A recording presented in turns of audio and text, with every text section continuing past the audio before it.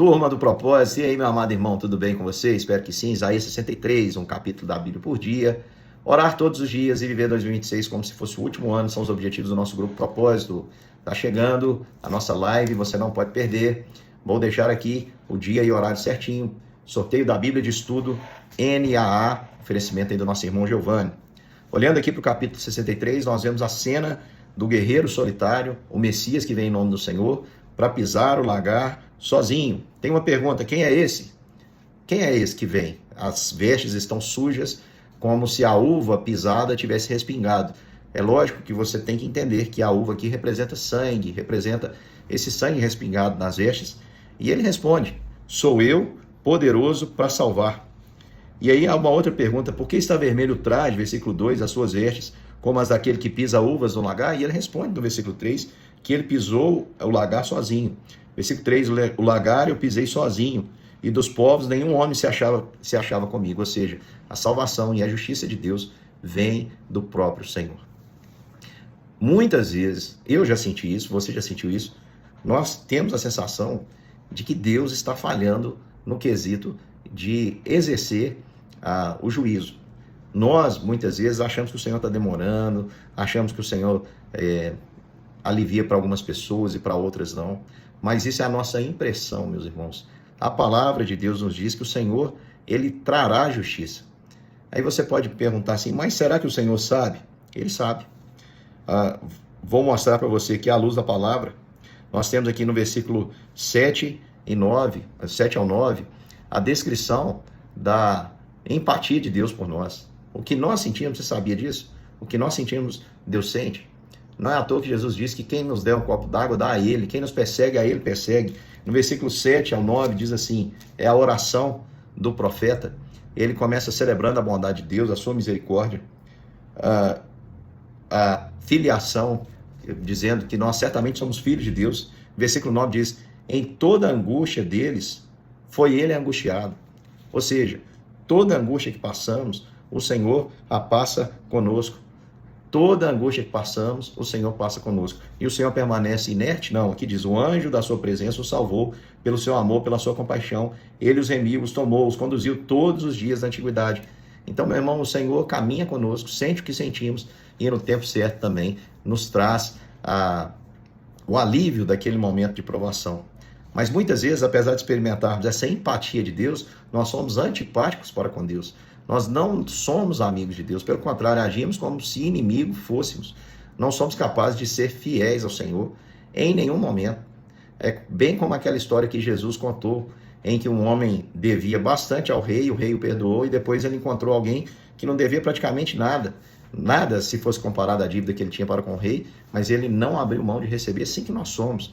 Nós temos experimentado abundantemente a misericórdia de Deus, a graça de Deus, e somos incapazes, muitas vezes, de repassar isso. Então, isso causa tristeza ao coração de Deus.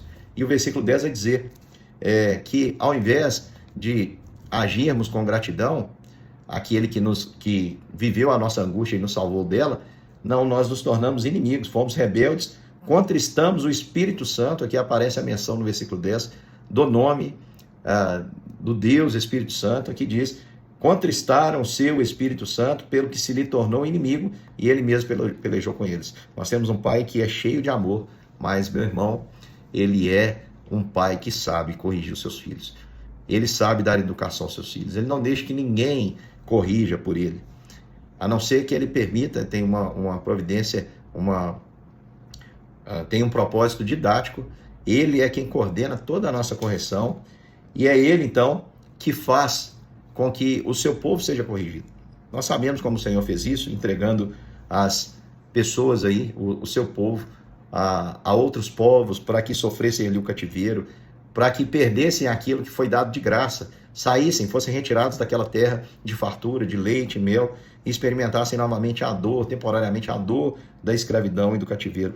Mas mesmo assim, o povo, a Bíblia diz, lá no livro de Juízes, você pode ler, e tornou o povo a pecar contra o Senhor, e se arrependeu, e clamou, o Senhor o ouviu, e isso de maneira cíclica aconteceu diversas vezes. E é perigoso, irmãos, entristecermos o Espírito de Deus. Por quê? A Bíblia fala sobre o encher, sermos cheios do Espírito, nos encher do Espírito, e a Bíblia fala sobre apagar o Espírito. Então, o Espírito em nós, nós precisamos nos encher dele. Quanto mais o Espírito Santo estiver nas nossas vidas, se nós andarmos no Espírito, se nós vivermos de fato um relacionamento com Deus, formos cheios do Espírito Santo, a Bíblia diz que nós seremos guiados por esse Espírito. Nós seremos convencidos por esse Espírito das nossas fraquezas, das nossas limitações. O Espírito falará conosco, aplicando a palavra do Senhor ao nosso coração. Nós seremos guiados, nós vamos clamar ao Senhor e Ele vai dizer, eis-me aqui, porque nós vamos sentir a presença dEle através do seu Espírito. Agora, se nós apagarmos o Espírito Santo, entristecermos o Espírito Santo, meu irmão, onde a luz sai, as trevas tomam conta. Angústia, falta de paz, falta de alegria, falta de sentido na vida. Então, nós precisamos muitas vezes da correção de Deus. E o que acontece? Aqui o povo, quando disciplinado, eles clamavam a Deus para que Deus pudesse ouvir do céu. Porque aí eles pensaram, versículo 11, então se lembrou dos dias antigos de Moisés e disse, onde está aquele que fez subir o mar? Onde está aquele que fez tantas maravilhas? Eles começaram a perguntar, onde o Senhor está? Versículo 15, atenta do céu e olha da sua santa e gloriosa habitação, onde está o teu selo com todas as suas obras poderosas? A ternura do teu coração e a tua misericórdia se detém para comigo. Eles estão dizendo, Senhor, não deixe de ter misericórdia, não deixe de ter o seu coração voltado para nós. Nós precisamos do Senhor. E é interessante que aqui diz, olha, versículo de número 16, mas tu és o nosso Pai, ainda que Abraão não nos conhece e Israel não nos reconhece, tu, ó Senhor, és o nosso Pai, é o Redentor, é o Redentor, e Redentor é o teu nome desde a antiguidade. O Senhor é aquele que tem misericórdia de um povo como nós, povo rebelde. No versículo 18 ele diz que só por um breve tempo ocupou o país por causa do seu pecado. Povo esse, versículo 19, que se tornou como aqueles que nunca foram nominados pelo Senhor, como aqueles que nunca foram chamados pelo seu nome.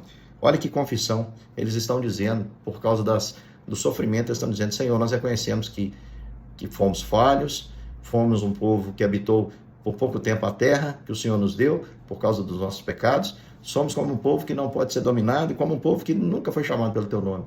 Nosso é o pecado, mas nós precisamos da tua intervenção.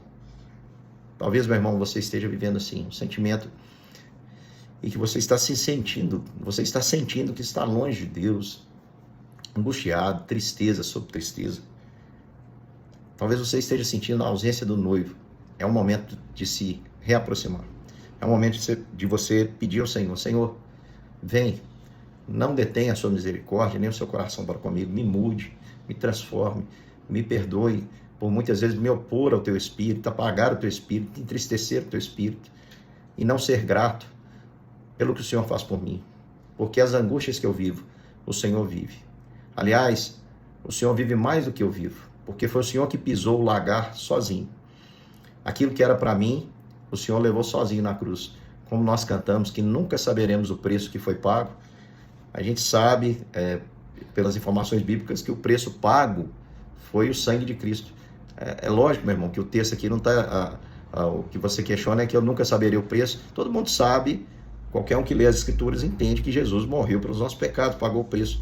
Mas quando essa canção diz, eu nunca saberei o preço pago ali na cruz, ela está querendo dizer que nós nunca vamos experimentar aquilo que Cristo, por nos amar, recebeu com exclusividade sobre si, para perdoar os nossos pecados e nos conceder a vida eterna. Até amanhã para mais um capítulo das Escrituras, e não perca a nossa live no final do livro de Isaías, com o sorteio da Bíblia de Estudos NA. Então até amanhã, e que Deus abençoe a sua vida e sua família.